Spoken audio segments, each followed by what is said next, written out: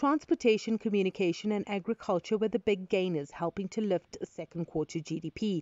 Growth ticked up 1.2% between April and June from a revised 1% between January and March. I think second quarter data was encouraging in the sense that quite a couple of sectors did report some positive growth, which is good.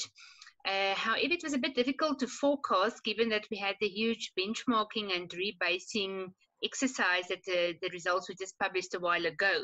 The economy is usually rebased every 5 years to give a better assessment of goods and services.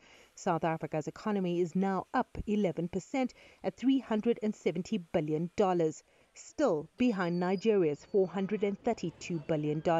This time around, we had quite a significant upward revision to the overall size of the economy. You'll recall that for the average period of 5 years, I think it was about 9.5% bigger, but for the last year, 2020, it was 11.3% bigger. So the size of the economy is bigger. However, the growth rate from year to year did not differ a lot. So the trend as to what we experience in terms of activity has not changed. South Africa's growth is still coming off a low base after a massive contraction due to COVID and the subsequent lockdown restrictions. The growth is also not enough to stem rising unemployment that was a problem before COVID.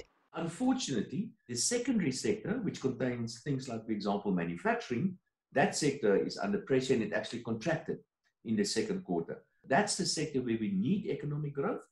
Because that is a sector where we can potentially reduce unemployment as well. The impact of the recent rioting and looting that caused enormous damage to business and property is likely to dent this current growth momentum.